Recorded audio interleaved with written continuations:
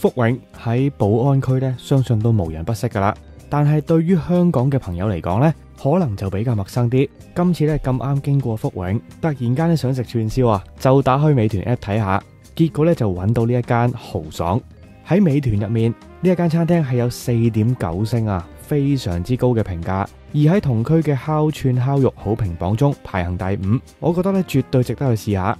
喺福永站出站之後咧，大約行7分鐘就會到達位於小區入面嘅豪爽。佢個門面非常之大，完全唔難揾嘅。由於咧我大約係5點鐘到啦，鋪入面咧仲未有其他嘅客人啊，我就一個人咧包咗間餐廳，即刻睇下餐牌先。呢一度嘅蠔咧有好多款可以揀嘅，包括係有蒜蓉烤啦、原味蒸同埋剁椒燒嘅，當然唔少得有焗蠔啦，有芝士、榴蓮芝士同埋青芥芝士3隻味嘅，兩種嘅煮法咧都有3拼。呢一度另外一個主打咧就係串燒啊，種類咧同樣非常之多，包括咧有唔同煮法嘅牛羊雞串，仲有烤鰻魚啊。除咗呢一啲之外咧，仲有各種嘅雞煲同埋炒粉麵咧，佢都有嘅。啤酒汽水嗰啲咧就唔使講啦，一定有啊，非常之多嘅選擇。我覺得咧係好適合幾個朋友一齊嚟食嘅。嗱，我一個人咧就當然試唔到咁多款啦。最後咧我就嗌咗一份牛肋條串、香菜牛肉串、烤鰻魚、烤土豆片，同埋咧一共有6隻嘅3味燒蠔啊。蠔咧係必須要嗌嘅，一共咧係115人仔。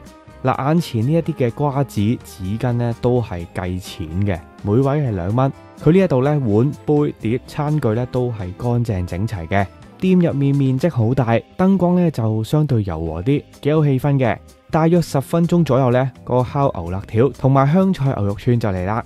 顏色上面咧睇落就唔算吸引啦，加上咧可能我叫嘅串咧唔夠多啊，睇落咧好似有啲空虛感。不過咧最緊要係個味道啊！嗱，佢呢個牛肋條味咧係好足嘅，冇任何異味，加咗辣椒粉之後咧都冇將個肉味搶走，算係幾好嘅。至於個香菜牛肉串咧，佢比我想象中咧係細份少少，我以為咧係好似金菇肥牛串咁嘅。呢一個食落去咧香菜味好重，近乎咧係蓋過咗個牛味啊！嗱，可能咧我自己就好中意食香菜啦，覺得都 OK 嘅。跟住嚟嘅咧就係烤土豆片同埋烤鰻魚啦。呢一個烤鰻魚非常之香啊！佢個肉質咧好有咬口，唔會話一咬就散嘅，而且呢個鰻魚味都好足夠啊！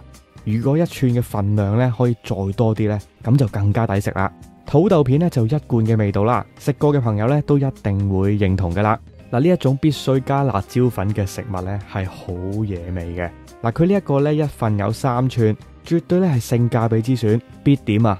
跟住咧主角終於出場啦，就係呢一個3味燒蠔，蒜蓉、薑蔥、剁椒，每款咧有2隻，賣相非常之靚仔啊！每一隻蠔咧都係好大隻嘅，而且好夠熱。我放咗一陣咧，嗰個蠔殼仲係好熱啊！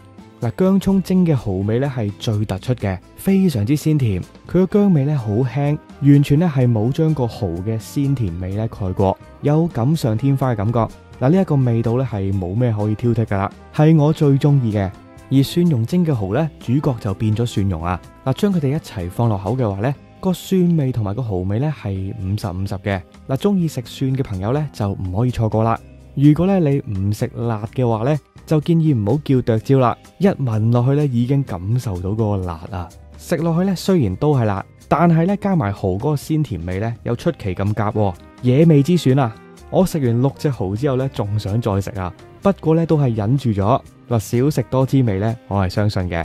總體嚟講咧，豪爽個環境幾好，高樓底，仲有咧係落地玻璃，相信咧就算坐滿嗰個壓迫感咧都唔會好大。加上嗰個食物質素唔錯啊！雖然咧佢唔算平，但係咧如果你經過福永附近咧，都推薦大家嚟試一試。